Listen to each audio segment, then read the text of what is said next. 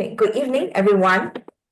Today is a Sunday evening, 30th of March 2025, 8:30 p.m. Malaysia time. Okay, so tonight we will talk about the April's forecast from of global trends using both astrology and trend research.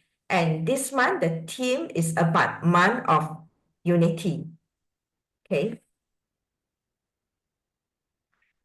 As usual, the top agenda that we will start with the introduction, with the disclaimer, and also a brief recap of last month's forecast, influence of the 5-element energy in April 2025, and what is the geopolitical and financial forecast based on the trend research by DC on April 2025, and summary by both of us, how the April month will look like. Let's go through the disclaimer first. So the content that we are presenting for this talk is purely based on our study in global trends in related to 5 elements in Chinese astrology, and also global trend research for you to use as a guideline in your investment decision. We just share what we research. We will not recommend anything, okay? You are supposed to exercise caution in your investment, especially in such volatile situation. You do your own research on the company that you want to invest. As usual, we will not give any stock advice. Additional support to our members only will be through email, or it will be addressed in the members' Telegram group. Okay, and we analyze different regions' economies, especially for BC, such as US, Europe, and China. And please note that there may be inherent differences or biases in the regional perspectives, as the energy is different, the leadership is different, and the observations are purely based on our studies on the current economic trends. They do not reflect absolute definitive judgments about any specific regions. Okay. So for those that are new in our platform, we are actually, both PC and I started this platform about 3 years ago. I think we are in the 34th episode already. Sooner we will have our 3rd anniversary. Okay, so yeah, we have deployed the 2 methods in Chinese astrology and trend research to forecast on global trends. And this is our 3rd year, and our membership also has grown from about 30+ % to today about, I think, nearly to 50 people. So our forecast is also aligned to the planetary energy fields trends research, and we have achieved high accuracy of 80% to help our members in making profitable investment. If you are really serious about your investment, you can really follow us and look into it. So far, I think we have already guided you to the correct directions in everything. Okay, and we are one of the first to talk about China market when the rest of the gurus are still in their this one to to chase for the US stock. Okay, yeah, let's recap on the month of March 2025 what we have talked about. We always go through the recapping to ensure that we look at our forecast as well, to ensure that we have an accuracy. So we dare to go to the past month, to go through all the energies, what we have talked about, and then go through that actually it reflects. If we are wrong, we will say that we are wrong also. There's no such thing as 100% or absolute correctness in forecasting. This is just a forecasting, okay? But at least we achieve about 80% of accuracy. I even go to AI and look at the global trends that we have, and then what we have predicted, and most of the time they give me about 80 to 85%. Okay, I'm also expert in AI, but I will not use AI being an expert, I only know I know how to use AI in certain points, okay? And then all this forecasting, I will never use AI to do it because I know the limitation and the capability of AIs also. Okay, so in the month of March, we have already talked about in terms of the solar terms of 惊蛰 or insects awakening on March 5th, that um, and the energy chart that we have looked at, where the earth is not stable because there's a clash of Mao and Yu, which is also, earth. So the earth is not stable. We have detected seismic activity, and the most recent one is the one in, I think, Southeast Asia region. Some of those internet can feel the tremors. I do not know whether y'all can feel it or not. If y'all can feel it, you can give me a tool in the chat box.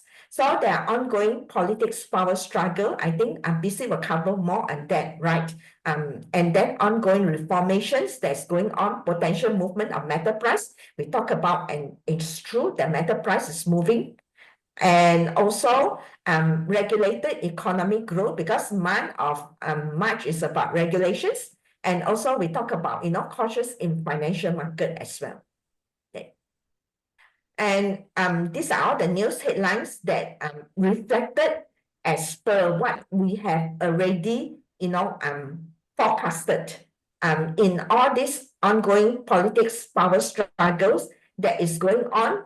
And then also dismantling of, there are many changes that in education department, and also there is also a lot of deportation of immigrants, from US as well. And also in Europe, I think Germany is following the same thing, where they also, have a lot of deportation of those Turkish immigrants in Germany as well. Okay, so and another one that is interesting is that Beijing is punishing Li Ka-shing, that he owes, I think, several ports in Panama canals, right? So right now they are trying to do damage control also, okay? Because this year is a snake year, okay? And then we know that the snake clashed the and pig is water, so therefore, all these news, ports, canals will be in the headlines.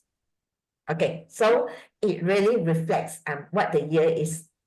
Okay, so and then also regulated economic growth on tariffs, okay, and financial control, which is also in the headline. We look at it, and also the systemic activities of earthquakes in Nepal, Italy, and most recent one in Myanmar, in Bangkok, Thailand, okay, and also some landslides issue as well. Okay, so and also in Colombia, where there are landslides as well, that headlines this month. And okay, and this one, yeah, is about metal also, tariffs on steel metal that they will receive attention, and also gold rally as well. So let's go through the month of April's 2025 energy, what it looks like. Okay, so we have a month branch of dragon. Okay, the dragon here, and then with a rabbit, and it clashed with street in the hour in the Qingming solar terms. Okay, this month is actually April 3rd. Trend, I think it's about 8 p.m. The chi start to set in. So this is a Qingming solar terms. Okay, so for those who are from the Chinese background, you would have also been performing tomb sweeping or prayers to ancestors in this Qingming as well. So the Qingming actually follow the solar terms, are not the lunar calendar. Okay, the earth is still not stable, but I would not think it's as bad as month of March, because I already stated earlier on this year in our annual astrology talk, month of March is a month that you should really look at as well. It's a highly it is quite an ongoing or happening month. And also in another month as well. For those who are members, you can always go back and check our annual astrology and global trends talk. Okay. So the harm relationship with the rabbit, it was still ongoing because it's in the month pillar, which represent leadership. So there will be politics, power struggle. So even in the Thai chart, the Thai Sensu chart, which is number 65, sometimes I do refer to other tools for forecasting also for the Ganchen month. So the leader has no support this month. So I do not know whether it aligns with BC's global trend research on the leadership as well. Okay, and potential movement of metal price potentially upwards. And there will be also, because of wood is strong also this month, there will be also a breakthrough in technology, and also will produce wealth watch and creativity, and so as usual we will need to watch out for the technology sector as well, because as in AI we are going into more towards agentic. Okay, even software also start to introduce agentic AI as well. Okay, agent AI. You can Google what is agent AI if you do not know. Okay, so in the month of April 2025, we have hexagram number 11, which is unity. Okay, unity signifies heaven and earth. This is a kun gua, this is a qian gua. Kun and qian, kun represents earth. Qian represents heaven, is heaven and earth unity. Okay. Kun also represent matriarch, which is women or female, and then Qian represents the male energy. Okay, the yin and yang comes together. So there will be tension, exists strong potential of diplomacy. However, there will be strategic alliances that is forming as well. Okay, and foundational sectors, long-term investment will be rewarded. So we will encourage you all to become confidence in the market. So it's a good time for infrastructure, energy, and also metals according to this forecast. Okay. So yeah, I have also received a very interesting request from some members, I think. Okay, so let's look at this is Vinci, Mark Ruben, and also Pete Hexet. Not know how to pronounce his name.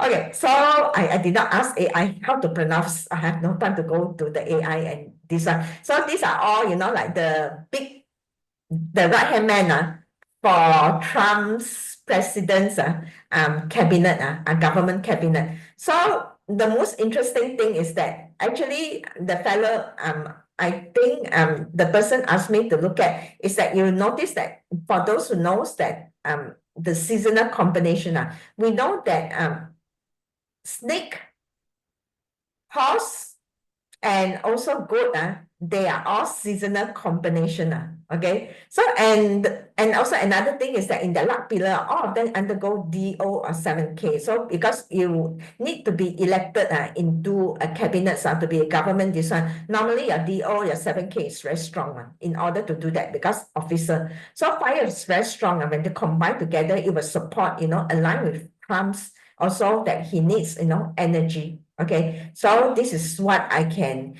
briefly tell you all that, this is a very interesting point to note in these three very important positions. One is a vice president, another is a secretary of the states, another is the secretary of defense, right? Pete Hegseth. So all of them, all their energies are really aligned with this one. So it's going to be a very fiery exchange. Okay, so when we know that the fire is strong, what will happen? Okay, so I think over to you, PC. From your side, you want to share your deck? Yeah. Okay, let me stop sharing. Okay, let me find my.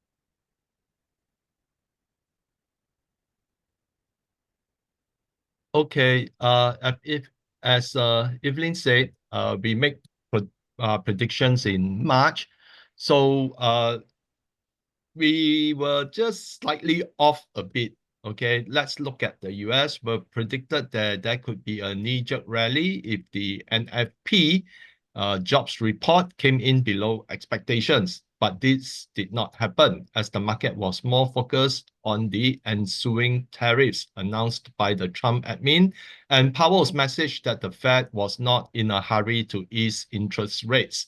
So it happened on the same day. And what happened was the market actually trended down.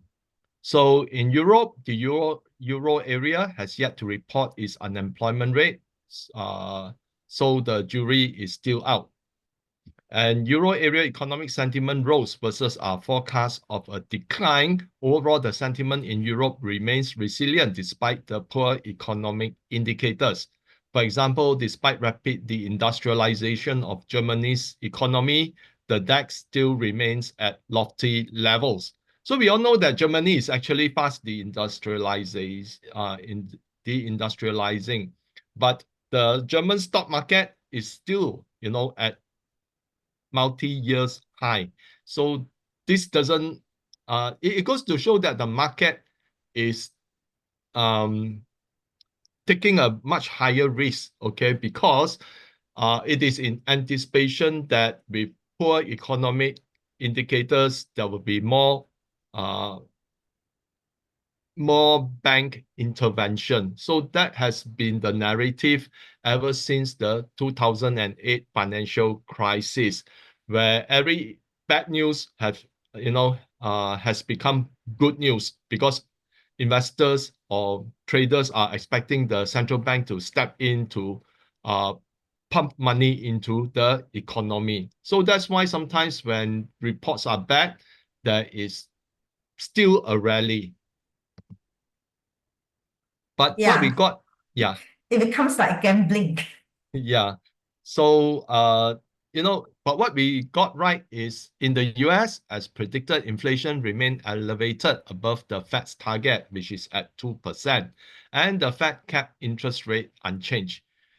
We predicted that rising delinquencies will impact US consumption. Retail sales came in at 0.2% month on month versus 0.6% expected.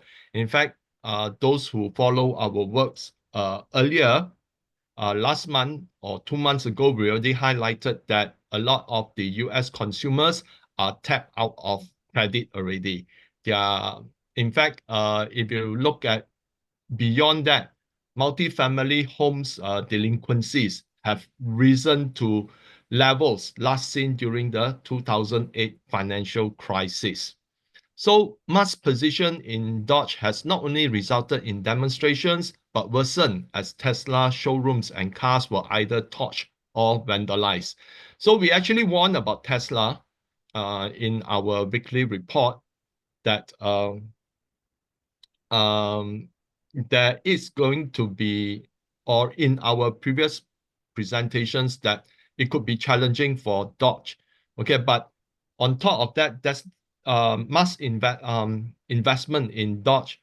His time and effort is now turning back for Tesla. And you can see Tesla shares have actually fallen, I think, more than 40% from its peak. And if we look at it, um, Tesla is one company that you should be more wary about. Yeah, I'm not saying that it's a bad company, but because of Musk's involvement in the European politics, Tesla brand is being shunned in Europe.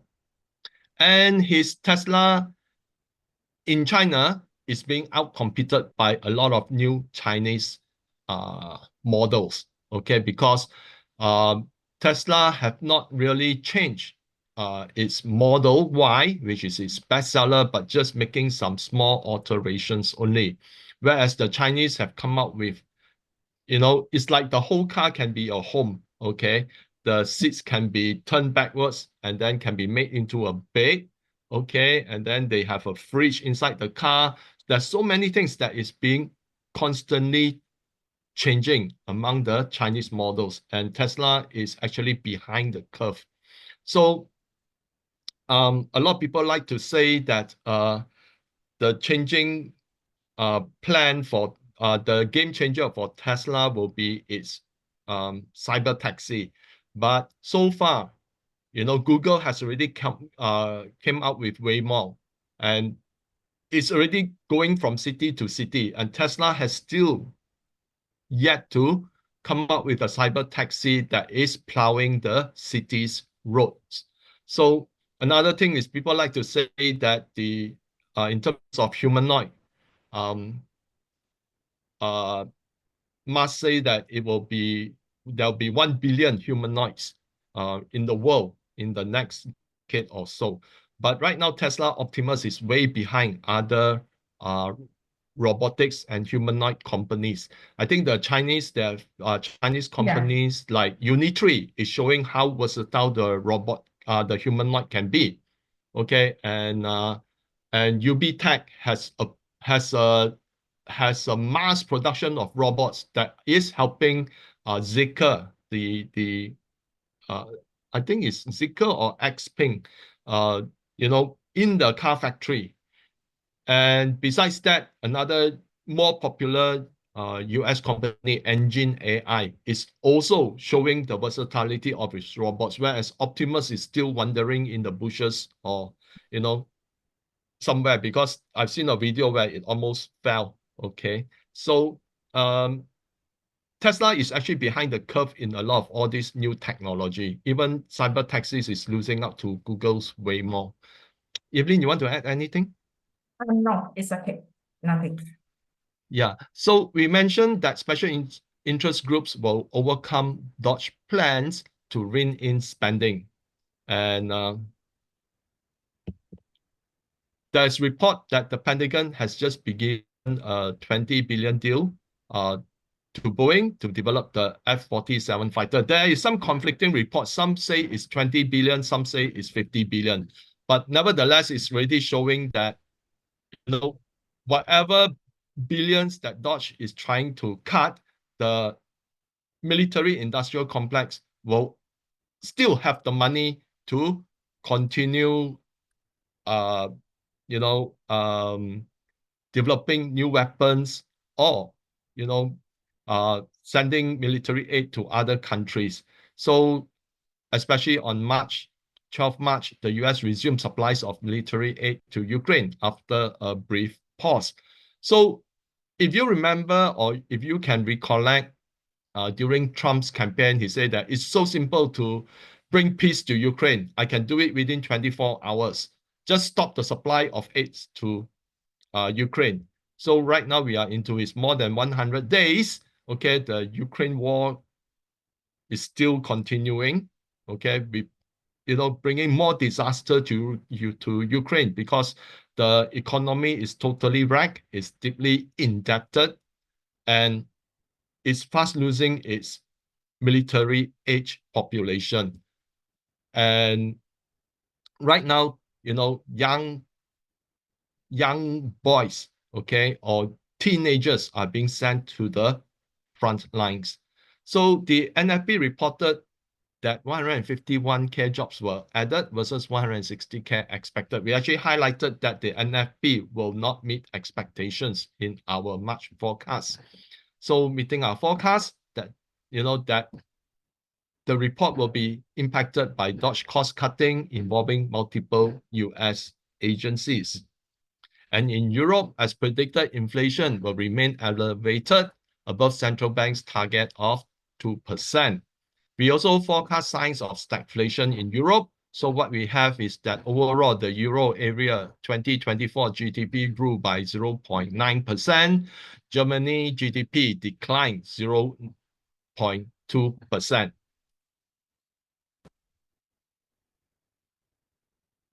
So Germany, for the whole of 2024, saw a decline in GDP.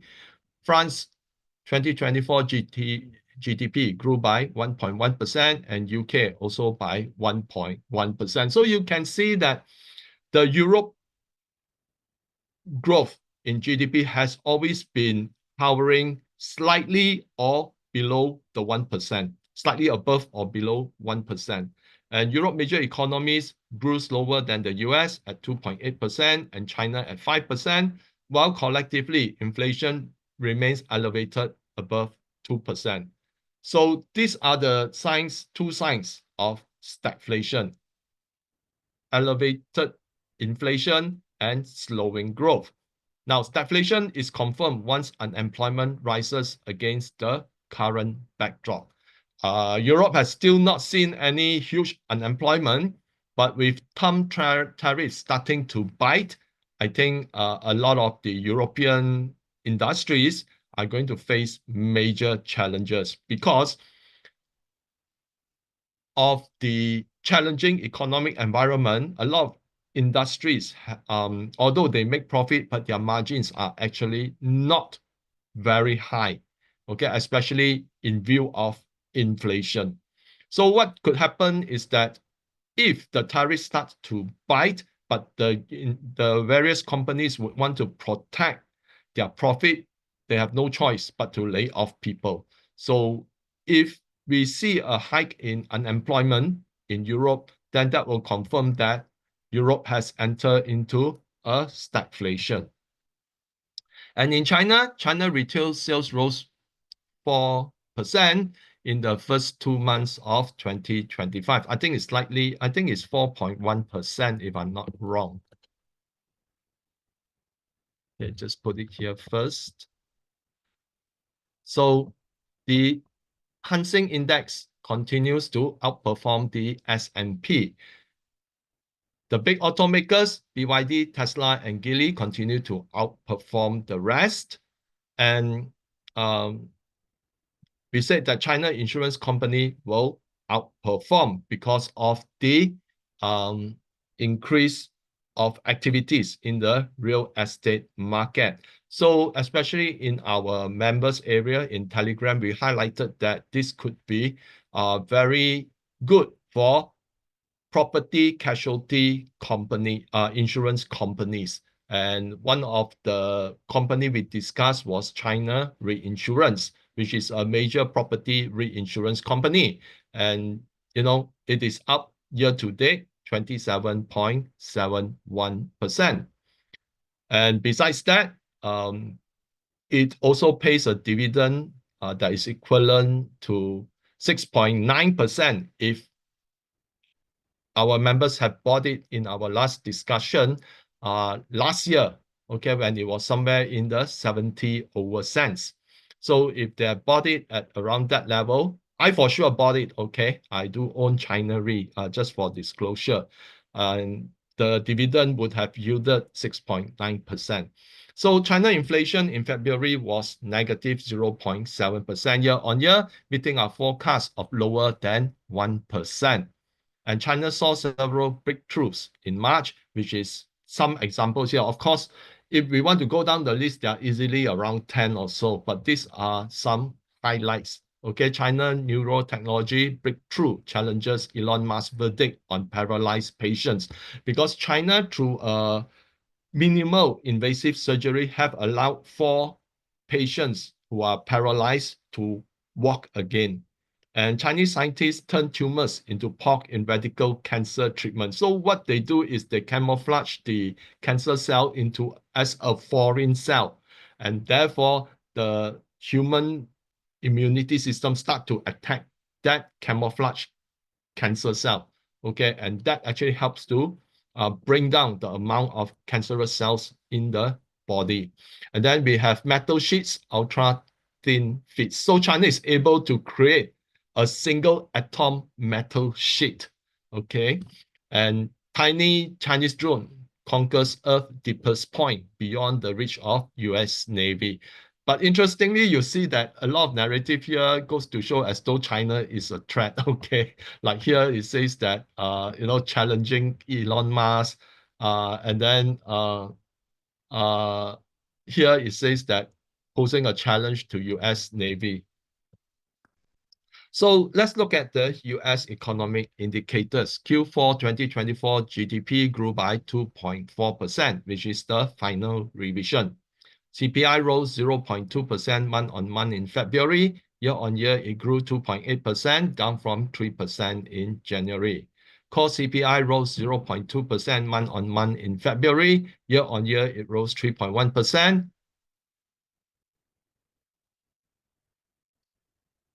Okay, it should be down from 3.3%. So this was during the period where the US dollar shows relative strength. But we all know that the US dollar has weakened somewhat in the month of March. So month of March could see a different inflation kind of behavior. So PPI was unchanged month on month in February. Year on year, it gained 3.3%.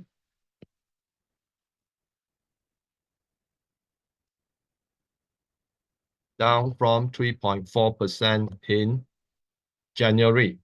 So retail sales rose 0.2% month-on-month in February. Year-on-year, it gained 3.4%, down from 3.8% in January. Net retail sales less CPI was 0.6%.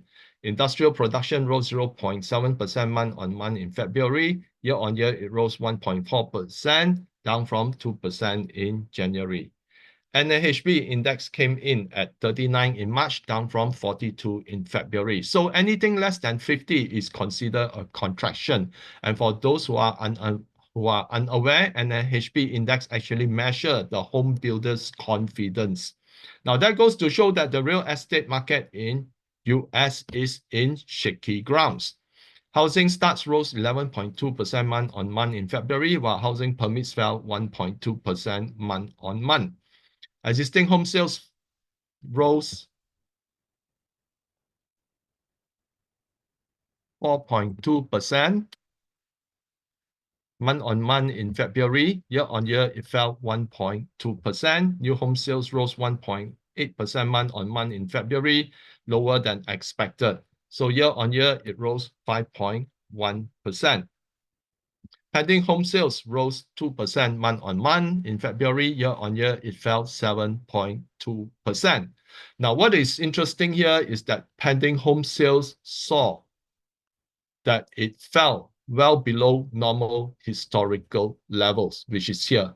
Now, this was during the peak of the global financial crisis, the housing crisis in the US, and right now, it is much lower than that. So these are indications showing that the real estate market in US is facing some huge challenges.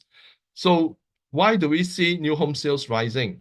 Okay, whereas pending home sales is showing a decline. Now, in particular, if you look at it, the home builders are less confident, but because they still have inventories, they are giving a lot of incentives to sell their houses. And on top of that, the mortgage rate has fallen slightly from more than 7% to less than 7%. So this encourages new homeowners to home buyers to come in and buy the new homes. But if you look at existing home sales actually fell 1.2%, but it rises because existing home sales are actually sale of second-hand homes.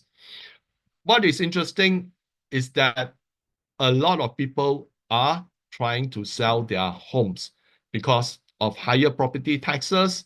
And on top of that, a lot of them have over leverage. A lot of homeowners have over leverage and household debt have reached a new record high. And because of that, a lot of the people wants to get out of the home ownership by cashing in on the recent increase in home prices, which has continued to move up. So that is why on a year-on-year basis, you still see a decline for existing homes because it's very tough competition. And some buyers are actually waiting for better offers. And new home sales rise because of more incentives and lower mortgage. But pending home sales is actually a reflection that sometimes what is reported as buyers of a new home, but eventually that which then classify as a pending, people who are interested to buy a new home, but then they have not really bought into it, or they have bought into it, but then, they decided to not to continue with the purchase. And that is why we see that the pending home sales are collapsing to this level. So preliminary US manufacturing PMI came in at 49.7, which is actually a contraction in March, down from 52.7 in February. Preliminary US services PMI came in at 54.3 in March, up from 51 in February. So if we look at the leading economic indicators, the Conference Board leading economic index for the US declined by 0.3% in February to 101.1 after the decline in January was revised from negative 0.3% to negative 0.2%. Overall, the LEI fell by 1% in the 6-month period ending in February 2025, less than half of the rate of decline of 2.1% over the previous 6 months from 2024 to August 2024. So something interesting happened during the FOMC meeting. The Fed cut year-end GDP forecast from 2.1% to 1.7%, indicating that the Fed is expecting a slowing economy. Fed raised year-end core PCE forecast from 2.5% to 2.8%, indicating higher inflation is forecast. Fed raised year-end unemployment forecast from 4.3% to 4.4%, which is higher unemployment. Now, the Fed will reduce QT involving US Treasuries from $25 billion a month to $5 billion a month. QT involving MBS remains unchanged at $30 billion a month.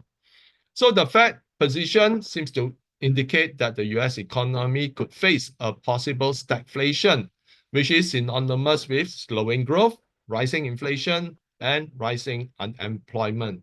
Meanwhile, the Atlanta Fed GDP now is projecting Q1 GDP at 2.8% negative.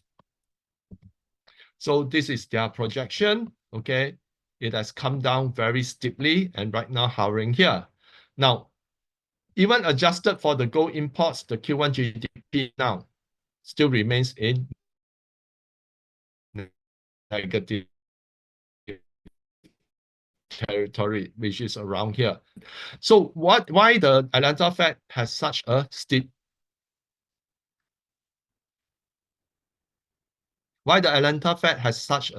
decline now of 2.8%. Now, some of you may have read news that the US is repatriating a lot of gold back into its reserves because many believe that the gold in the US have been used up during the Vietnam War, and the gold from backing the US dollar. What is that the US is right now asking to recall all the gold back which has been leased out or has been sold previously to control the price of gold.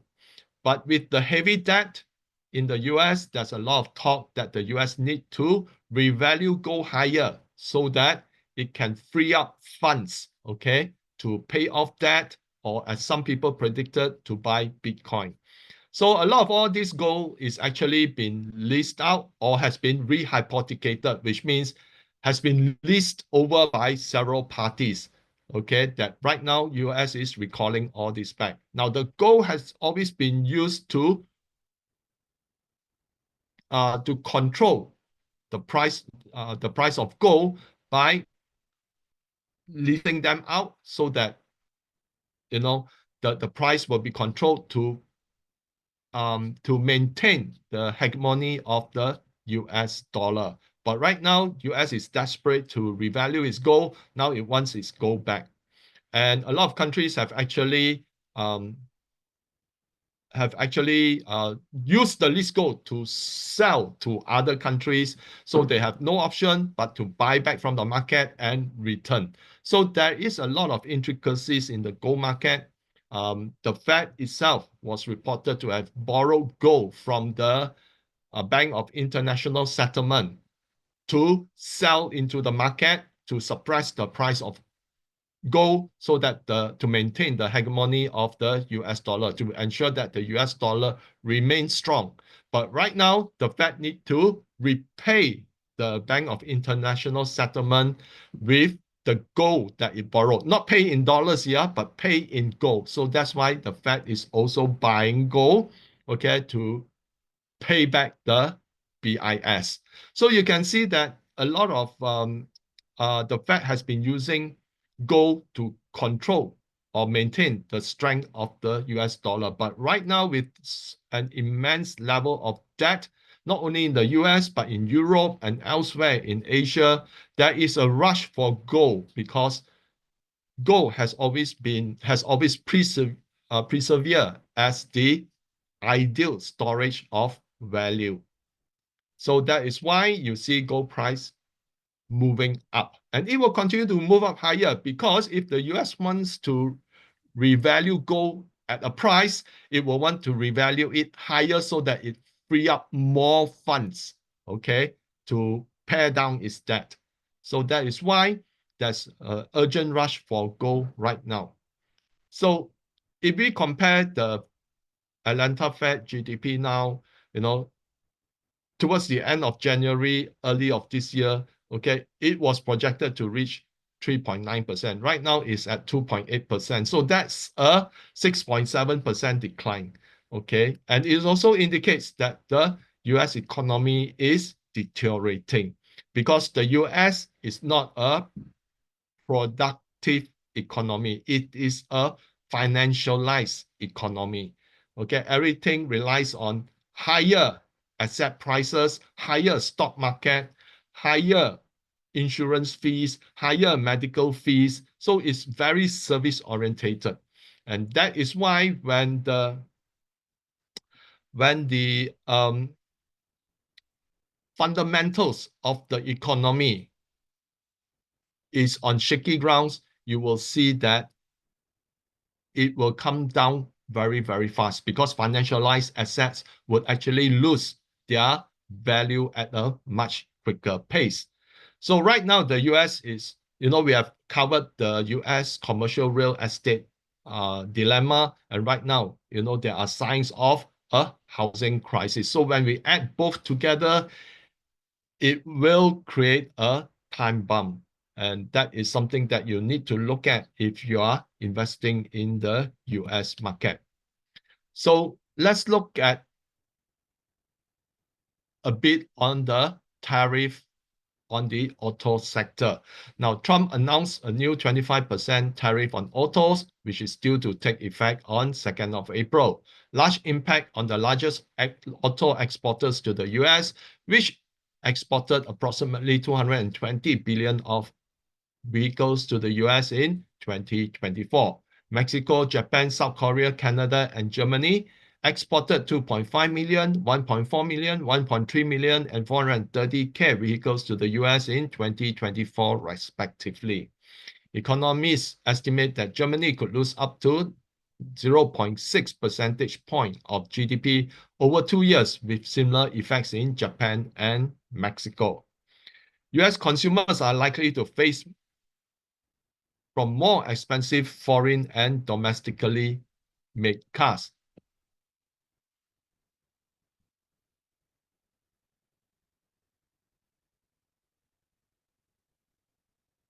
So domestic car makers will face rising input costs as Trump administration will also apply the tariffs on engines, transmissions, powertrain parts, and electrical components.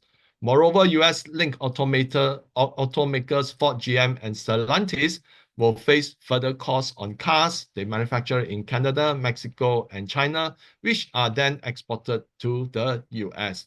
So this article was written by Paul Della Guardia. Credit is given to him to decipher all this in point form. So if you want to follow him, this is his address on x.com. So autos will cost higher as many automakers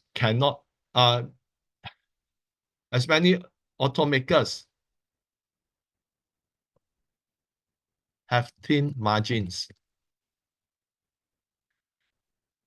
They cannot afford to absorb the tariffs. So if you look at it, even the most of the Chinese automakers, yeah, the margins are actually around single to slightly above 10%.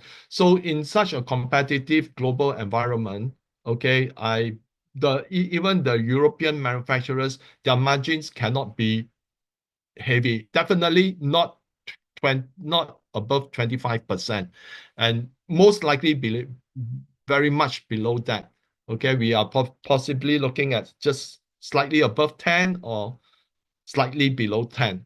So therefore, that 25% tariff have to be passed on. So as a result, autos will cost more. According to general consensus, a 45K car in the US will now cost between 58,000 to 60,000 US dollars, which will result in higher inflation. So here's how it will impact the US economy. Now, higher inflation as auto becomes more expensive, higher insurance premium because the cost of the auto has gone up, and in the process, higher financing costs. Higher inventory holding as consumers may scale back on their buying, and second-hand dealers will benefit, but automakers would suffer. So there are some who are speculating that major second-hand dealers, players in the US, would see their share price appreciate. So lower auto sales could result in layoffs among automakers. The job loss could have a severe impact on the US economy, especially the automakers consist of one of the major employers of manufacturing jobs. So when you start losing manufacturing jobs, you are also losing a very productive part of the economy. US automakers are already losing their market share in China as their models cannot compete with newer Chinese EVs. Now, this will add to their burden to keep the companies profitable. So if we look at it, how has the tariff impact the automakers?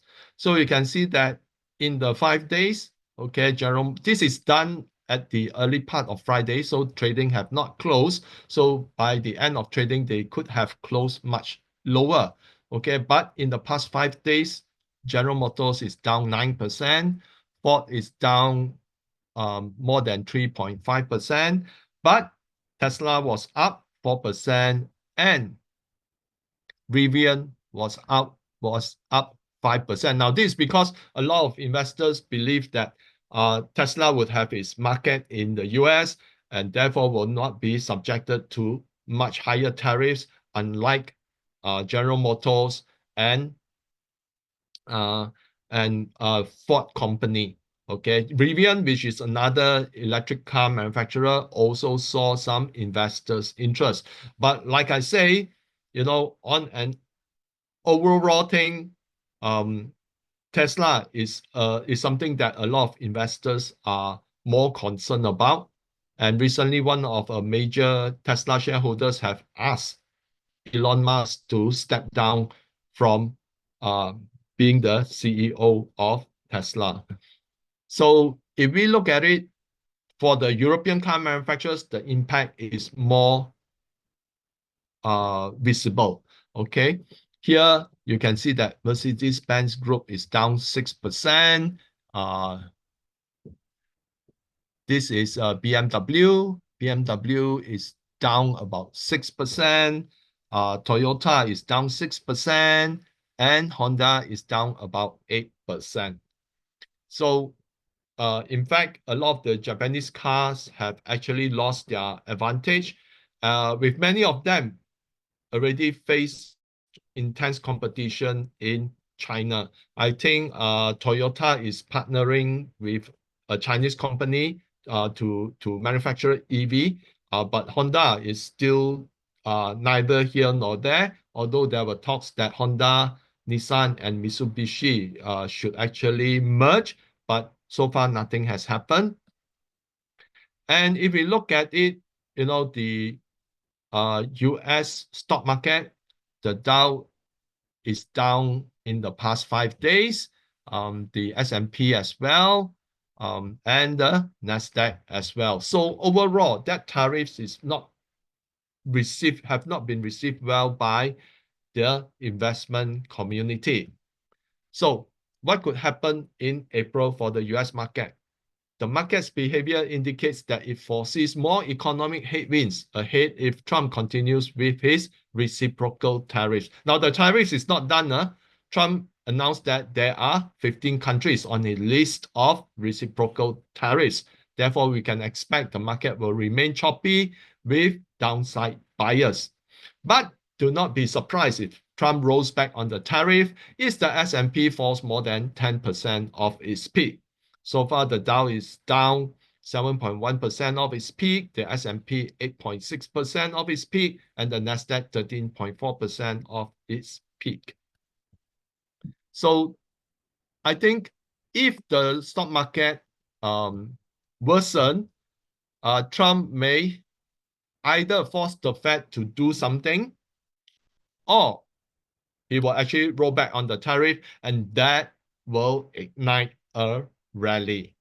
So much depends on how the S&P behave. Because if we go back during his first term, there was once when the S&P was hovering closer to 20%. Then he called in all the banks, have a meeting with them. Then he said that now it's time to buy US stocks. And from there, the US stock market took off. So I believe Trump will use a similar tactic if the S&P continue to perform worse than his expectation.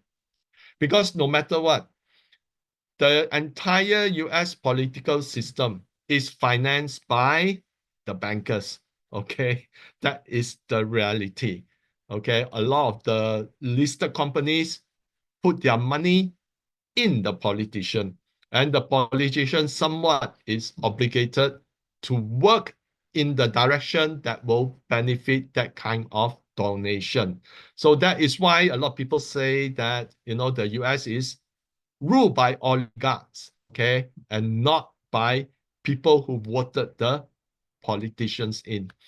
So in that kind of scenario, I believe that inflation will remain lofty above the Fed's target of 2%. Because if, let's say, there's any weakness in the economy and Trump pressure the Fed to act, then the Fed would likely cut, okay, and then the US dollar will weaken, and therefore it will signal higher inflation. And if not so, when the stock market falls, then people will expect there'll be more stimulus coming in, and therefore expectation of inflation will also move up. So we could see more layoff in coming months as the impact on the tariff hits the economy full force. So if the trend continues, okay, which means that Trump will not pull back the tariff, and the tariffs will continue to eat into the economy. Therefore, unemployment could see much higher rate. So Trump could attempt to cut taxes to offset the impact from the tariffs to boost consumer spending, but many consumers are already tapped out of their credit card. So another thing, if let's say Trump announced multiple type of tax cuts, then the US dollar will weaken, and inflation will move up, and the US Treasury yield will also move up in tandem. Now, that would cause the US dollar, which responds to the US Treasury yields, the US dollar might show some strength. And if, let's say, that happens, then the Fed would even be more unlikely to cut interest rate because expectation of inflation would become much higher. Given the amount of debt in the system, any attempt to cut taxes, okay, could weaken the US dollar and cause even higher inflation. So you will see that any announcement to cut taxes, the US dollar will show weakness. But once people realize that with lower taxes, it means that the US revenue will be much lesser, and therefore there will be need to issue more debt to cover the spending. And that would push the treasury yields much higher. And where the dollar will weaken initially, then it may show some relative strength. So this is something to watch out for. So if we look at Europe, Euro area Q4 2024 GDP came in at 1.2% year-on-year. Germany GDP came in at negative 0.2% year-on-year. France Q2 GDP came in at 0.6% year-on-year. UK Q4 GDP came in at 1.5% year-on-year. So overall, Germany is still the weaker one. So among the major economies of Europe, Germany looks the weakest.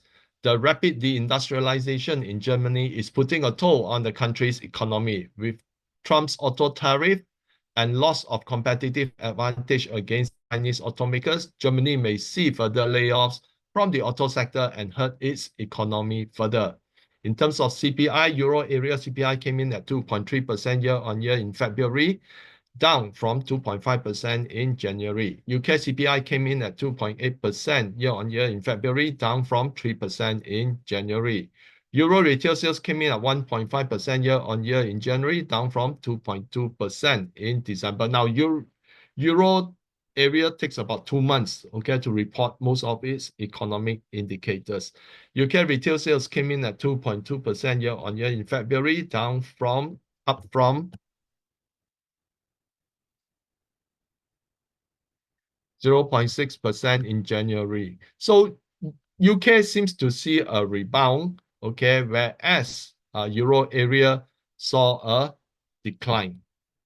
So German manufacturing PMI came in at 48.3 in March versus 46.5 in February, while services PMI came in at 50.2 versus 51.1 a month ago. France manufacturing came in at 48.9 in March versus 45.8 in February, while services PMI came in at 46.6 versus 45.3 a month ago. So it goes to show that France is actually in a much worse off condition. In fact, France started to highlight this as early as I think December last year or January early this year. So that is why in Q1 2025, France may actually surprise by having a much bigger economy. UK manufacturing PMI came in at 44.6 in March versus 49.6 in February, while services came in at 53.2 versus 51 a month ago. So you can see that most of the Europe industrialization or the manufacturing sector has come in contraction, okay, versus services, which continue to show expansion.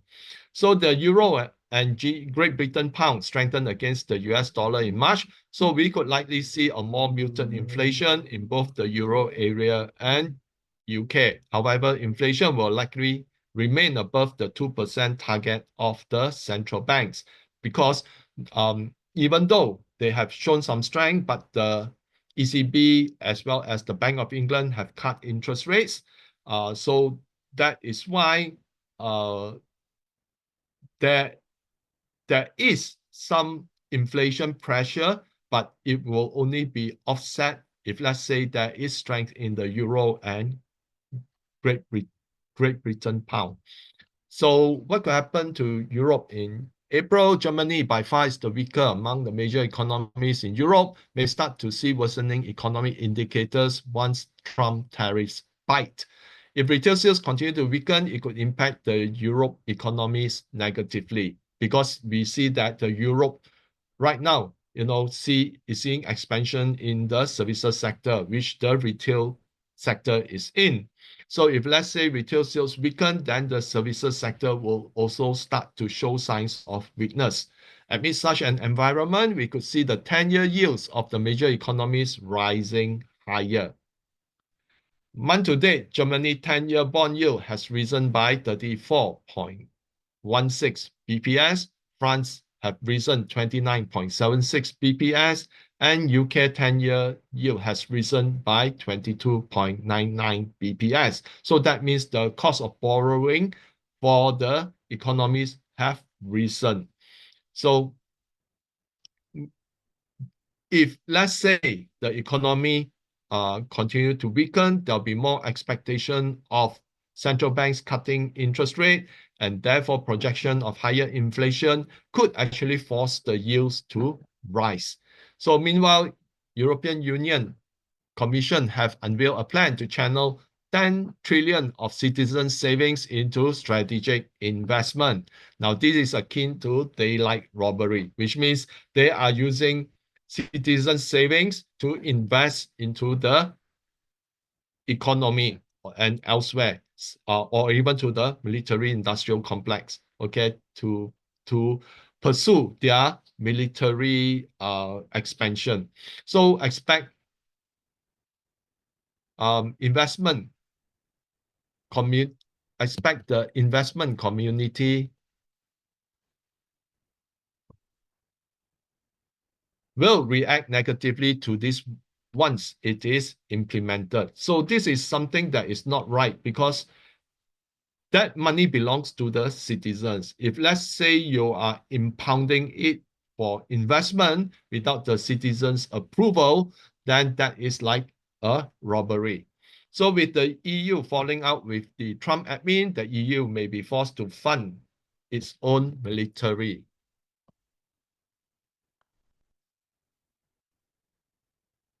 According to a Reuters report on 9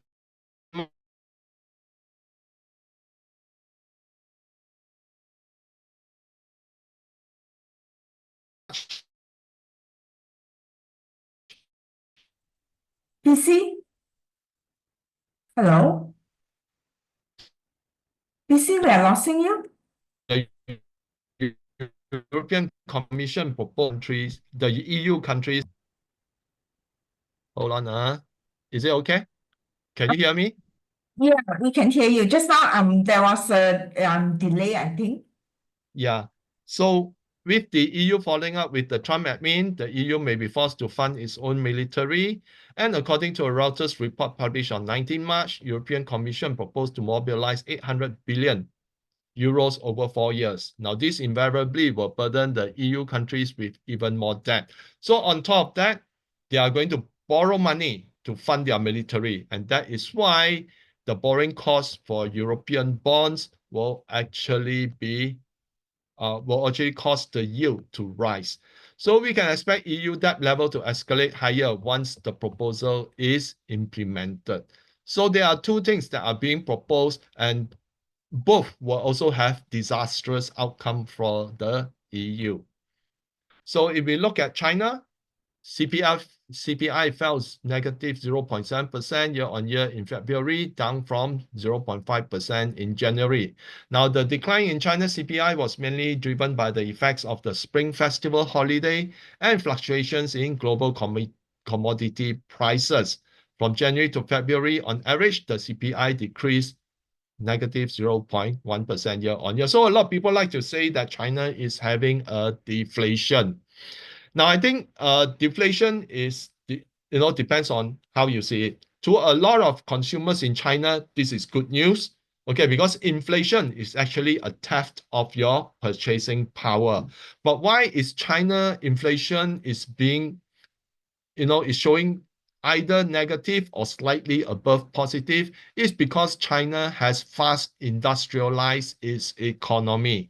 In fact, China's robotics adoption leads the entire world with 50% more adoption in 2023. So because of that, with the usage of robotics, usage of AI in manufacturing, we see that, goods can be produced at a much cheaper level because the involvement of human beings is greatly reduced. On top of that, a lot of factories in China, because they are using AI and sensors with robotics, a lot of the factories are operating in dark mode, which means that there's no lights in the factory, especially in the EVs as well as in smartphones. Okay, Xiaomi actually have a dark factory that's producing smartphones. So all this is actually contributing to lower price in goods because of efficiency in manufacturing. And on top of that, China is increasingly becoming more self-sustainable because of involvement in AI, robotics, and drones in agriculture. Okay, a lot of the even the harvesting is done by um, intelligent machinery. Okay, so that's why with all this input of technology, prices in China remains quite low. So that actually have helped the population to have net savings, okay, especially in terms of disposable income. There has been growth in disposable income even among the rural population. So core CPI fell negative 0.1% year-on-year in February, down from 0.6% in January. Core CPI rose 0.3% in the January to February period. So you see that once it's averaged out, January to February, the core CPI still rise about 0.3%. PPI came in at negative 2.2% year-on-year in February, up from negative 2.3% in January. Retail sales climbed 4.4% year-on-year in the first 2 months of 2025, up 0.5 percentage points higher than in 2024. Industrial output rose 5.9% year-on-year in the first 2 months of 2025, up 0.1 percentage points than in 2024. So comparatively, in the January to February period, this year have actually outperformed last year. Fixed asset investment rose 4.1% year-on-year in the first 2 months of 2025, up 0.9 percentage points than that in 2024. Survey urban unemployment rate on average stood at 5.3% in the first 2 months of 2025, unchanged from the same period in 2024. So the value of China international trade in goods and services reached 3.69 trillion in February, up 14% year-on-year.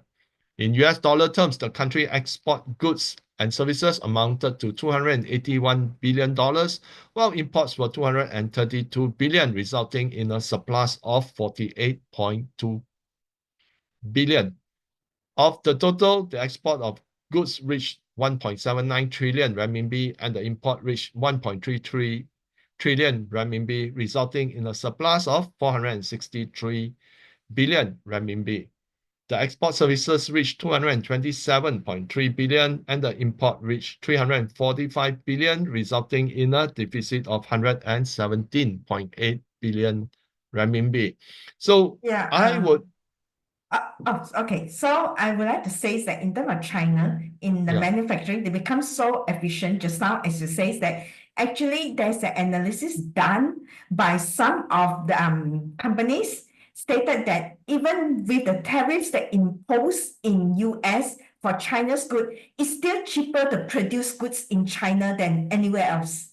So that is why the movement of the factory is also, they still, prefer to produce in China. Number one is because of the skilled workforce. Number two is because of the supply chain that China has built on, especially in those consumer electronics goods that, from the supply chains that they have is more complete than elsewhere. So this is also the reason why China manufacturing is still growing very strong. Yeah, in fact, last time a lot of people touted that India manufacturing will actually overtake China. In fact, India manufacturing in the 10 years since Modi comes into power have seen a decline. Okay, it has not grown. And on top of that, few months ago when Trump announced tariff, I actually returned on my X page that this tariff won't shift manufacturing back into the US because of a few things. Number one, the US have not the infrastructure. Okay, the US railroads are like a century old. Okay, Yeah. the trains are very slow. Okay, every time you see accidents involving US trains, okay, because that train is run by the private sector. They have not upgraded their tracks, they have not upgraded their trains because it will cost money. So because it's driven by profit, you don't see that upgrading of the trains and the tracks in the US. That means delivery of goods will be much slower. Okay, and on top of that, transportation is not efficient. Then there is the 30 years of lost technology in manufacturing because a lot of the technology have moved to China. There's no workforce that is talented enough. Okay, perhaps only maybe in semiconductor and in manufacturing weapons. Even in manufacturing weapons, the US have lost when compared to China because China is manufacturing weapons using robotics and AI, whereas the US, you still see workforce doing the weapons manufacturing. So that is why in terms of weapons output, the US still pale in comparison to China. And the other thing is that the lack of technology in manufacturing. For example, if let's say, um, there's a lot of unions in the US that is against the involvement of technology because they foresee that will make them lose their jobs. So the union have to stop in and prevent that. Now, for example, there was, those people that handle the ports in US. Previously, there was a threat of a strike because they want their conditions being met, which is higher salary and such. So when you have this kind of demand, that port will never be efficient because you have to retain that pool of workers, pay them a higher salary, but they reject you from implementing technology that will reduce the workforce and make the port more efficient. So that's why politically and infrastructure-wise, as well as talent-wise, the US actually pale in comparison. And it takes a few years to bring a factory manufacturing into the US. So by the time the factory is built, maybe another new president takes over. And then you have a totally different policy. So that is the risk in the US system. And people know that the Chinese government will never change, okay, except that there'll be policy refinement. So that's why companies still continue to go to China and expand the manufacturing. Yeah. So on China real estate, commercial home prices dipped slightly in China's 70 large and medium-sized cities in February amid Spring Festival sales off-season and other factors. Prices of new homes in first-tier cities, namely Beijing, Shanghai, Guangzhou, and Shenzhen, increased 0.1% month-on-month. In second-tier cities, prices of new homes stay flat from January level, while prices of resale homes dropped by 0.4%. So because of the relaxing on some of the loans and so forth, people prefer to buy new homes. And that is why you see new homes actually seeing slight increase, but reselling of homes, people were less interested because people want to buy new. Okay, so that could explain why there is a steeper drop in resold homes. So investment in property development decreased 9.8% year on year in the first 2 months of 2025. The drop narrowed by negative 0.8 percentage point compared to the full year of 2024. So this actually means by at the end of 2024, there has been a slight improvement in terms of property development. But then I think, it's not the time to buy into Chinese developers, okay? But because new home sales are actually more encouraging, okay, it's better to look at those companies that are either in the steel industry, cement industry, or building materials industry, or in insurance industry than the developers, okay? Because most of them actually have seen their balance sheet being destroyed. So I think it will take more time for them to build back their balance sheets. So if their balance sheet has been severely impacted, that means higher risk. So let's look a bit into the PBOC meeting. Some interesting policies have been announced, need to intensify monetary policy adjustment, and indicated that the central bank would cut the reserve requirement ratio RRR and interest rate when appropriate. So somehow I find that the PBOC is behaving more and more like the BOJ. Okay, they talk a lot, okay, but they have not implemented it, but they say they were going to do it. It's just like the BOJ say, don't underestimate us. We will actually, want to defend the yen. Okay, but then the yen keeps on getting weaker and you see nothing done. So that's why there has been some criticism that people want to see the PBOC putting it into action rather than talking about it. So call for optimizing relending policies related to technological innovation and industrial upgrades and exploring the creation of new structural monetary policy tools. Special emphasis was placed on supporting investment and financing in tech innovation sector, promoting consumption, stabilizing foreign trade. In addition, efforts to promote and stabilization of the real estate market by halting its decline and helping it recover. Now, this is why I mentioned that, instead of looking at developers, you should look at other sectors that will benefit from a revival of the real estate market. So there is a new consumption policy being set out. Okay, these are additional ones. So China Central Committee and General Office of State Council aims to vigorously boost consumption, stimulate domestic demand across the board, and increase spending power by increasing earnings and reducing financial burdens.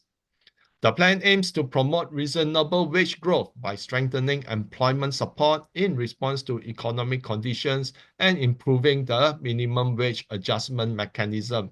So here they are saying about minimum wage adjustment, which will actually free up more disposable income. Exploring ways to unlock the values of houses legally owned by farmers through rental arrangement, equity participation, and cooperative models. So this is like unlocking the values of the houses so that the rural population would have the money to spend. So China will accelerate the development of application of new technologies and products, including autonomous driving, smart wearables, ultra-high definition video, brain-computer interfaces, robotics, and additive manufacturing, or 3D printing, to create new high-growth consumption sectors. So that is why, if you are in the Chinese market, then it's time to look at those companies that will benefit from this development. Support will be given to ice and snow resource-rich regions to help them develop into globally recognized winter tourism destinations. So here, if you want, you can look at the few of the Chinese brands to see whether they have actually gone into the winter sports kind of wares. So connect consumer spending to broader social goals like elderly care improvement, childcare support, and work-life balance. Now, there are a few companies in the US that are in the elderly care, and China is finally opening up its doors to healthcare and such. So if you want, you can actually look at some of these companies to see whether there are any expansion into the Chinese market for elderly care. If yes, then this company will actually stand to benefit a lot. And of course, elderly care and childcare, that would there are some stocks that are also related to this industry. So what could happen in China in the month of April? Expect more announcement of stimulus to counter Trump tariffs and general slowdown in the global economy. So I believe that there will be more talks, but hopefully it will equate with actions. Otherwise, the market will be quite unresponsive. So China retail sales will continue to show resilience despite the downturn in the global economy boosted by new consumption measures. China trade exports will continue to show resilience even though the threat of Trump tariffs and China's trade with the global south now accounts for the majority of its trade. So thawing relationship with the EU could boost trade in the coming months. The EU is seeking alternatives due to the threat of Trump tariffs. If you follow some of the international news, the EU has now make it possible for members to visit China directly. Now, previously, they imposed a restriction that no members countries can actually, directly approach China on trade or, and things like that. There is always some restriction on their on the membership. Okay, so right now with Trump tariffs, they may want to look at something similar. In fact, if you look at it recently, some of the Europe's prime ministers that have been visiting China, for example, from Spain and from Italy.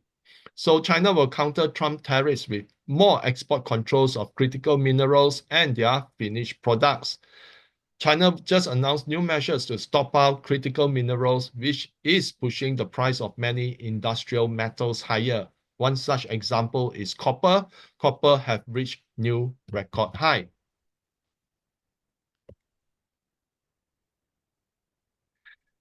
This is how China divests itself from holding US dollar because the China sees that more and more the US has become unreliable, okay, even as a trade partner, and therefore, it's better that China start to divest its holding of US dollar by converting them into key industrial metals which it can stockpile.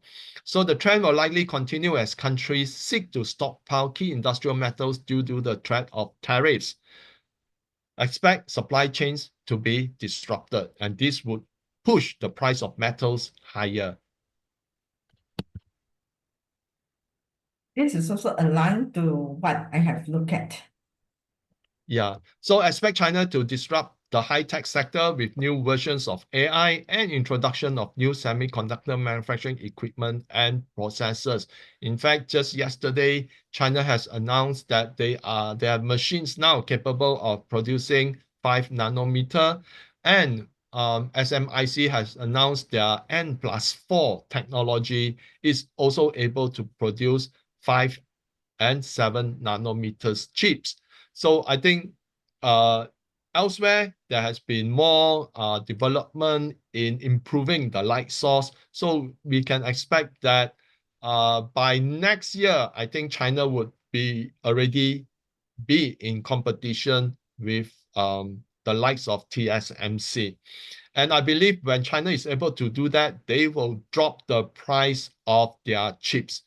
Right now, they are already undercutting TSMC, Samsung in terms of the legacy chips, and they are securing a much larger portion of the markets because of the legacy chips in China is very cheap to produce, so they are selling it massively to the rest of the world at a price lower than TSMC or Samsung. So that is how China will retaliate against the countries that has waged a chip war on China. So let's look at gold. Now, according to Bai Xiaozhen, you can follow him at XCOM at Oriental Ghost. Okay, Chinese insurance companies now have to allocate 1% of their total assets in gold.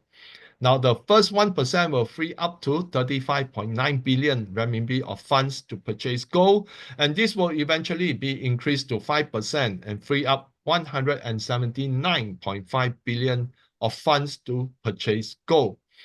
Of course, if let's say the insurance company's total assets keep on increasing, then they will continue to allocate that same percentage to purchase gold. So meanwhile, China Construction Bank announced that the purchase threshold for gold accumulation will be raised to 800 starting from 31st of March. So this is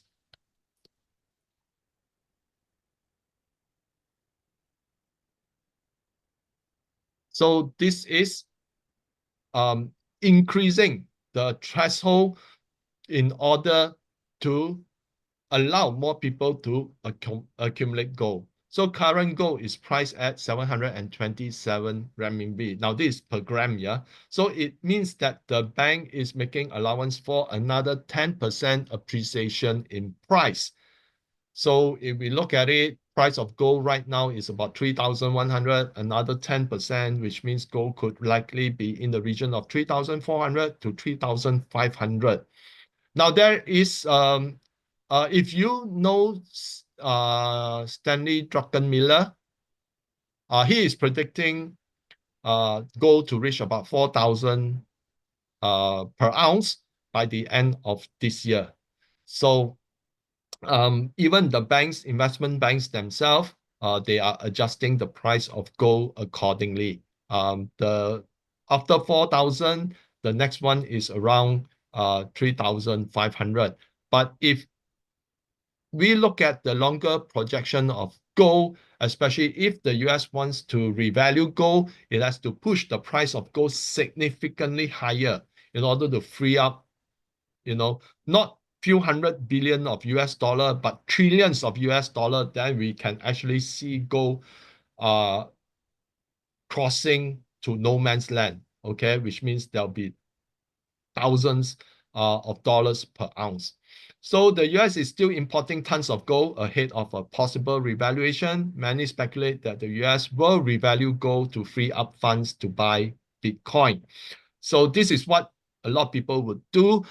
Some people say that US will have to sell the gold to buy Bitcoin. I doubt so, okay, because no matter what, the US will still want to anchor gold as something that is the finest reserve, okay? Because if the price of gold continue to go up, they can continue to revalue it. Okay, just like the price of gold was last revalued in 1971 to 45 US dollars per ounce. Since then, there have not been any gold revaluation. So if the US revalue gold now, okay, at 3,100, it could free up to about 900 billion of US dollars of additional funds by just changing the figure. It no need to sell the gold. Okay, so that is what will likely to happen. They will continue to revalue gold if, let's say, gold continue to move up higher so that they can free up more funds. Now, this is also in preparation that some people suggested for a US-backed gold bonds. Okay, I mean a gold-backed US bonds. So while the concentration is in gold, the action is actually in silver. Okay, that is why this is what I meant when I state that while everyone is talking about gold, the true battle is being fought in the silver market. Global silver production has been in a state of decline for several years. Bullion banks short the Spot Physical Silver Trust, or PSLV, to prevent it from raising funds to buy more physical silver. And this is the PLSV. You can see that its short position have reached new record high. Now, this is because PSLV will only raise funds when there is net buying. If let's say everyone is selling, there's no way PSLV can raise funds by issuing new shares. Only when there is net buying, okay, then it will actually issue new shares to get the funds to buy new silver bars. So the bullion banks are short almost 1 year of silver production. The last time I checked is about 900 over million ounces, but global production is just about 820 million ounces per year. So due to the acute shortage of silver, major industrial players are also actively buying physical silver, pushing further pressure on the price to move up. A major Chinese buyer is reported by Xiaozhun to be hoarding up to 15,000 tons of silver. And the silver dam will break soon because there's just too many demand. Okay. So if we look at geopolitics, C.K. Hutchinson will not sign the deal with BlackRock with regard to its divestment of its ports. A lot of people say that why is it so petty? Because it's the Panama Canal, but actually it's not, yeah? The deal is more than just 2 ports at both ends of the Panama Canal. It covers 43 ports all around the world, including some in strategic locations in Europe, Africa, and Southeast Asia. Especially there's one in the Suez Canal. So imagine if US secure the port but doesn't allow Chinese ships to berth, okay? Or those in the Southeast Asia, okay, they allow US Navy vessels to berth, okay, and then they pose a threat to China's trade routes, okay, from the uh, uh, becomes a threat to China's sea trade routes. So this is why it is seen as a threat to China's national security. Chinese authorities urge regulators to scrutinize the deal for any breach of listing rules.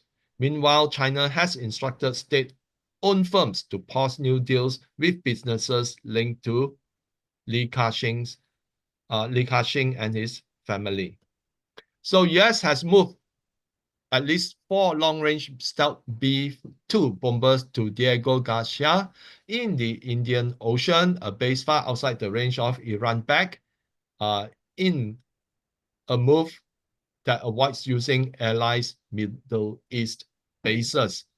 Okay, so that means that the B-2 bombers are right now in Diego Garcia. Okay, and according to Military Watch magazine, in an article published on 26 March, there are at least 7 B-2 bombers stationed on the island. Meanwhile, Trump threatens Iran to come to the table to talk, otherwise bad things can happen. The actions by the US and Trump suggest that the US could launch a military strike against Iran should Iran refuse to come to the negotiation table. Now, should this happen, expect oil and other sensitive commodities to skyrocket, and that naturally would include gold, okay, because that would raise the fear, okay, to the most highest level. So, Evelyn, back to you. Okay, yeah, let me just share my deck again, and you can, yeah, let me just go back and share. Okay.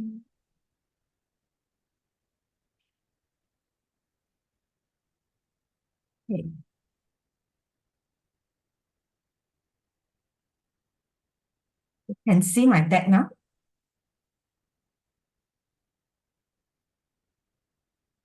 Am I sharing my deck?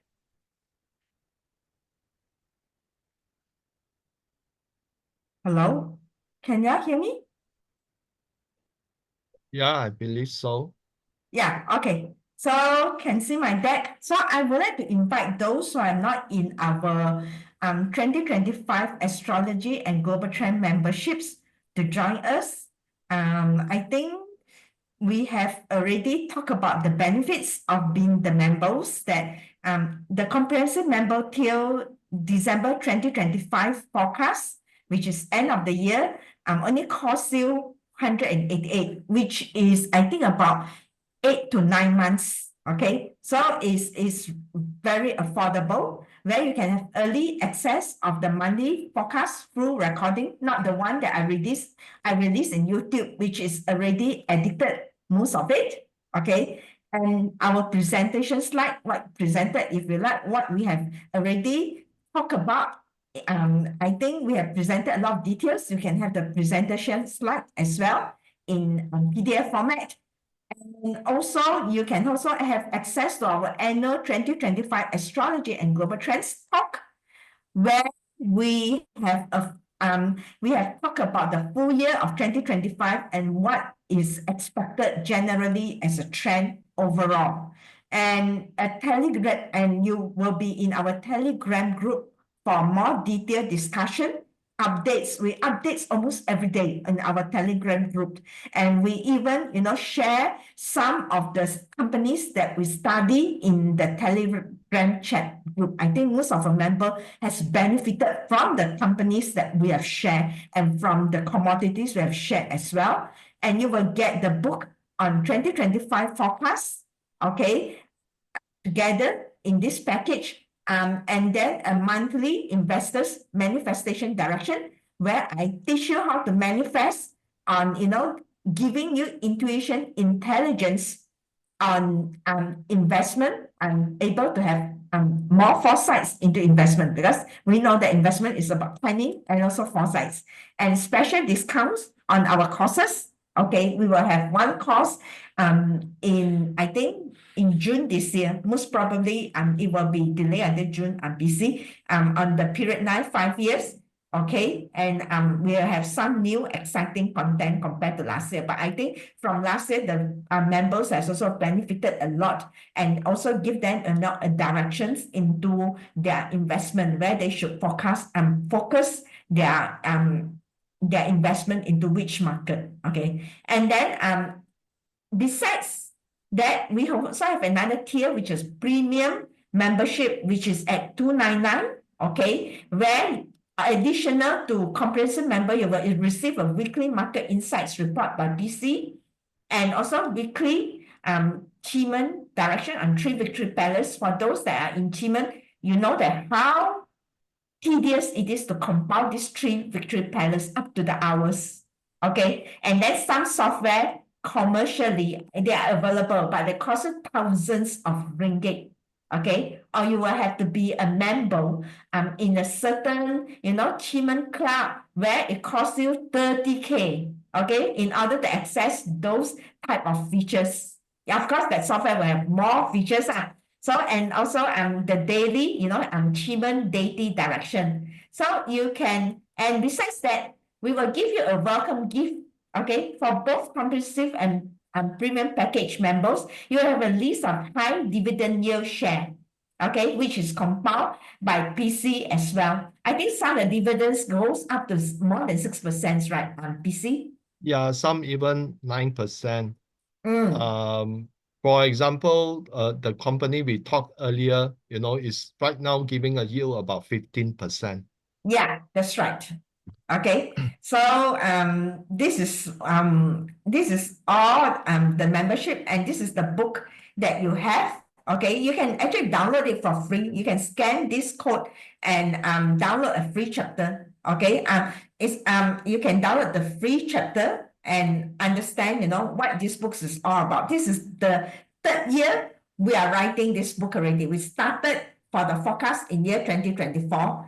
I think in year 2023, yeah, actually 2023, 2024, and 2025. And so far, those that have read the book, I think the members that have followed us for 3 years can attest that most of our members are here tonight, can attest that, what we have written has come to realization actually happen, okay,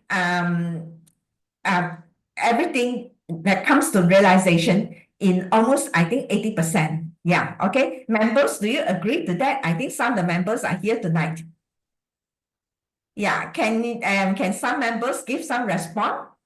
Yeah, you can actually enroll in this member through the membership form that is dropped down. PC has already dropped a link here, okay, and how to join us as a member, okay. And we have, the testimonial from our members that has talked about us, okay, and also our track record.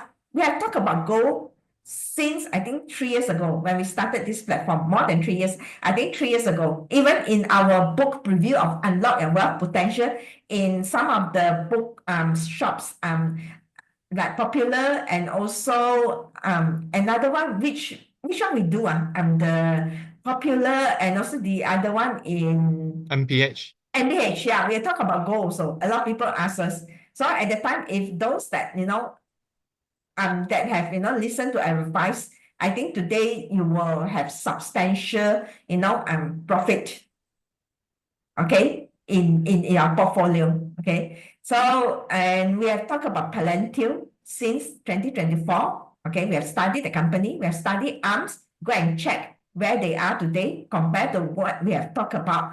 And some of other companies, this is actually one black swan event. We studied the potential of this company, but we didn't expect it to go up that high. Okay. So Yeah. I also do not want to, I put in a disclaimer here because I do not want to attract wrong kind of people to join our group also. Okay. Yeah, actually, this company, most of us bought it when it was below 30 cents. So it has reached a high of $7, but right now it's back to about $4.92, if I'm not wrong. So this is something that was unexpected, but we didn't believe that it could rise so high, but many initially we discussed about this company because of its high dividend yield, which is 22% at one time. But subsequently, they changed management, and the management say that they are focused on accumulating Bitcoin.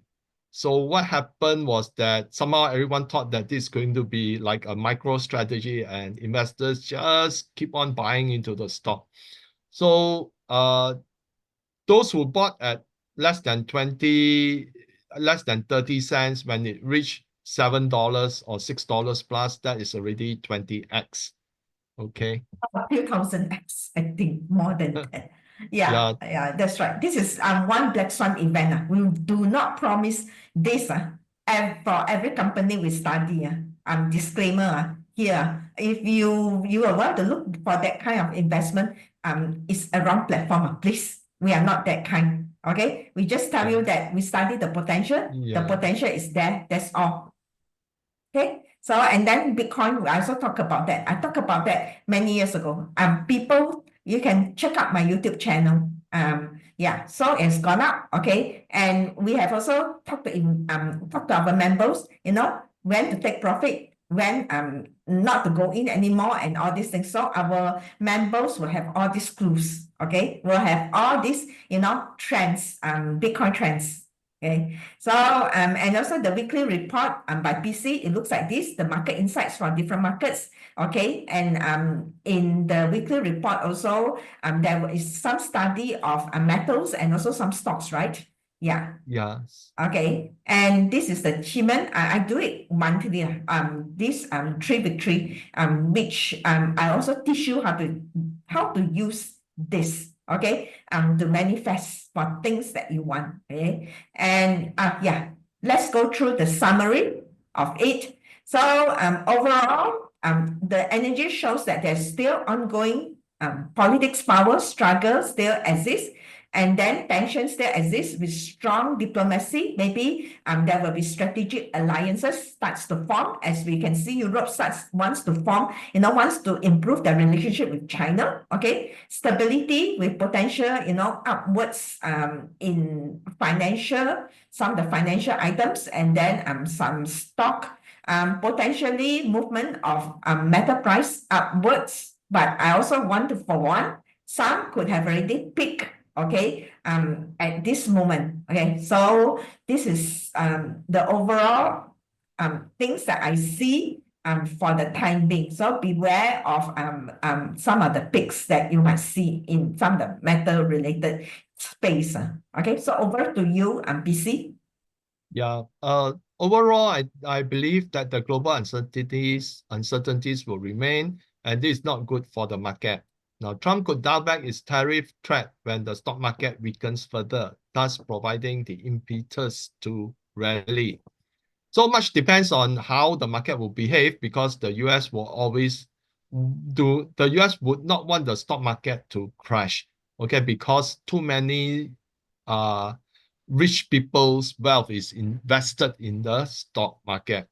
As US shun cooperation with the EU could see itself moving closer to China.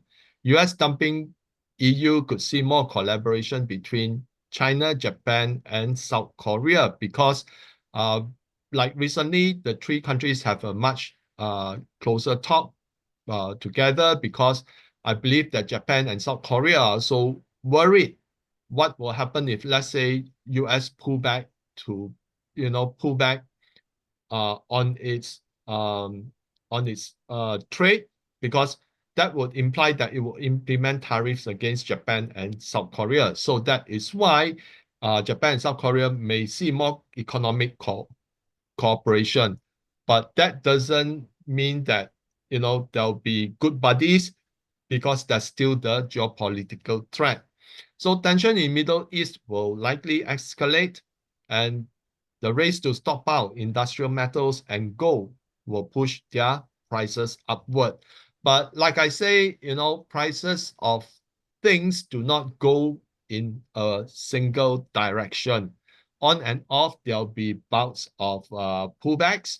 So, but if you are long term, I think, gold would be more stable versus the likes of silver or copper, because gold is still a preservation of wealth.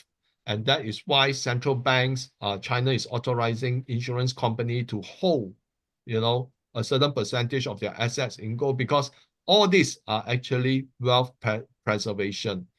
And other metals, they are more towards industrial application, although silver is sometimes looked as an alternative to wealth preservation, because it's cheaper than gold. But silver have not reached that escape velocity like gold as wealth preservation.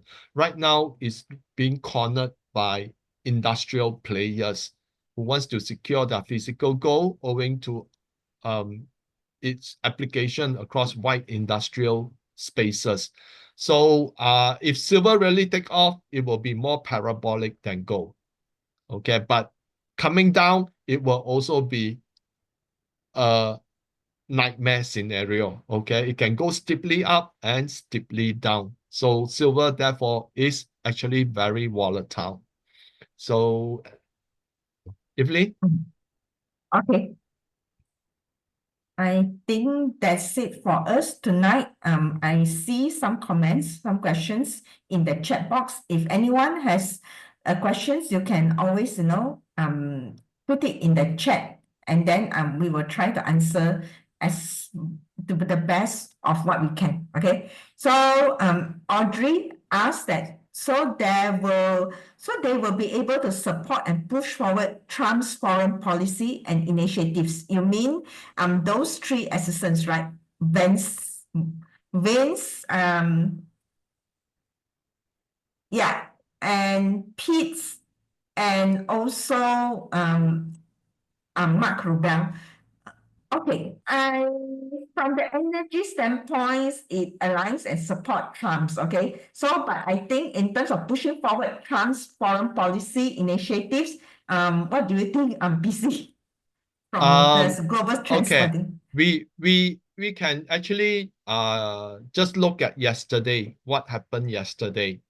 Now, Vance, which is the VP of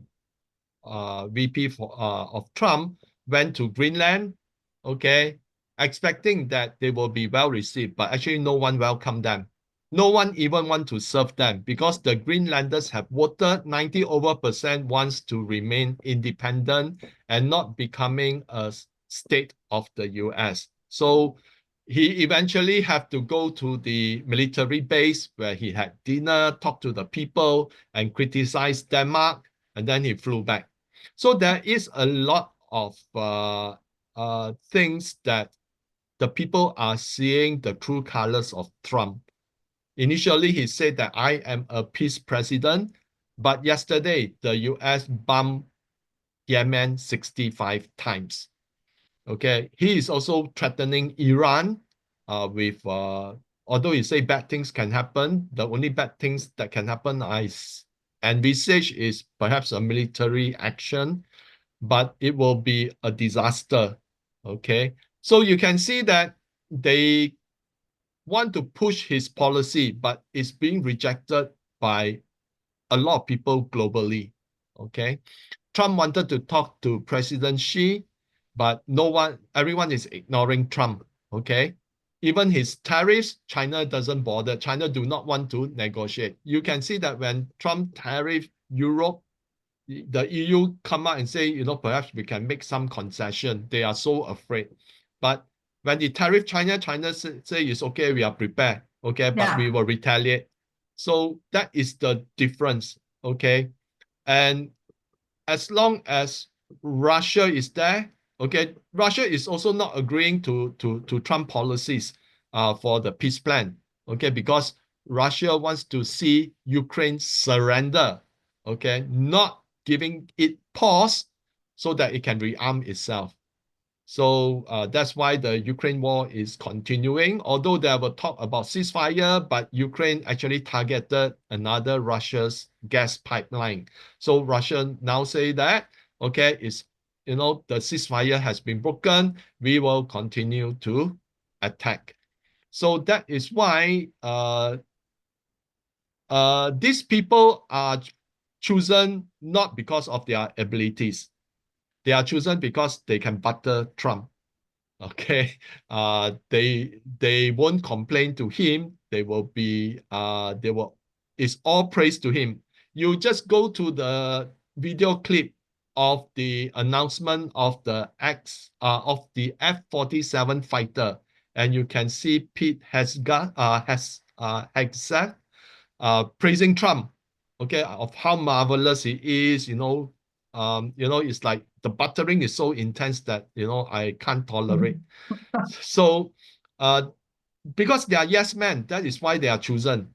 Okay, but Trump is such a person that he won't mind throwing anyone under the bus if, let's say, he needs to find a scapegoat, just as he has been during his first presidency. yeah, that's right. That is how Trump, that is his behavior. So that is something that policy-wise, they will amplify, but very difficult to push through. Yeah.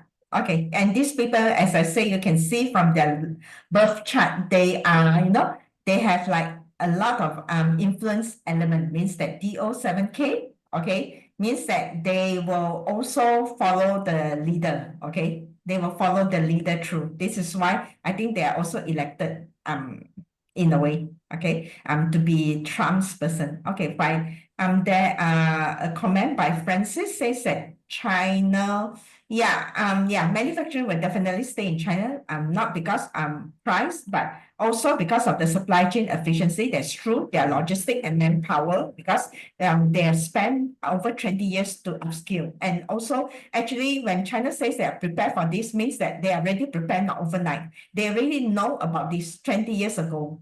They have silently, grow from strength to strength. Those are in my period 9 course. Last year, they will know why. How does, China has overturned and become the global leader today.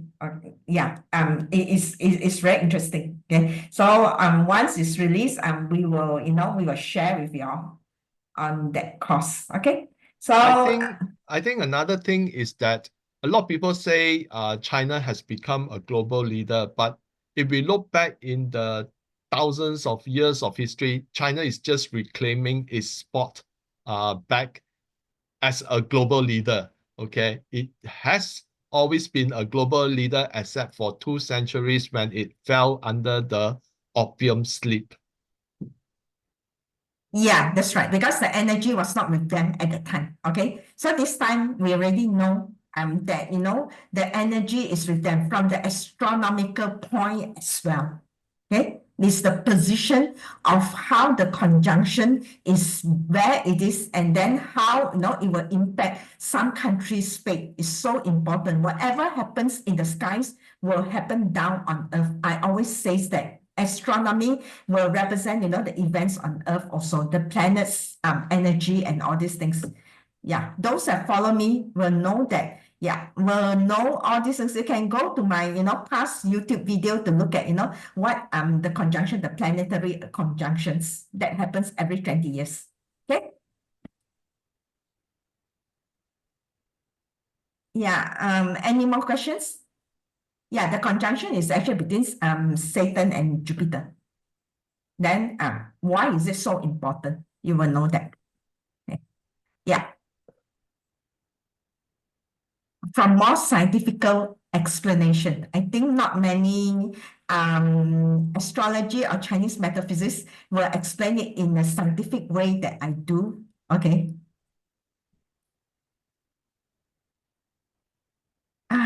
Okay. Another question for you, PC. Do you think US tariff implementation will sustain or just a short term?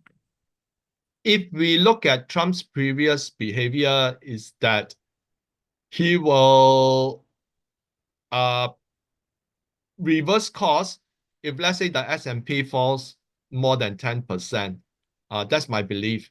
And previously, when the S&P was nearing 20%, he immediately called in all the banks to start buying back the stocks in the market.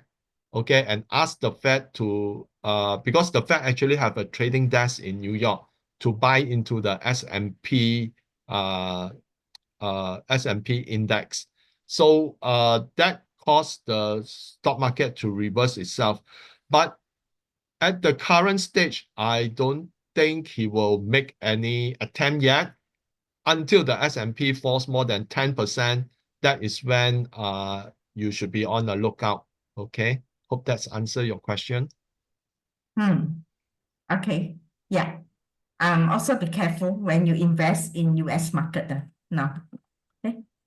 So any other questions? If not, let's call it a night. I hope to see more of y'all join us as a member. Okay, after all, I think the money that you paid or you invested it is actually very minimum to compare to the benefits that you will get. There's plenty of opportunity up there. Okay, plenty. Yeah. It's just a matter of of following the right person to study on those energy. That's all only. Okay. So if, let's say, there's no other question, let's call it a night. Thank you all for tuning in. Hope you have good holidays ahead. Yeah, And okay. to Muslim listeners, Selamat Hari Raya Adil Fitri.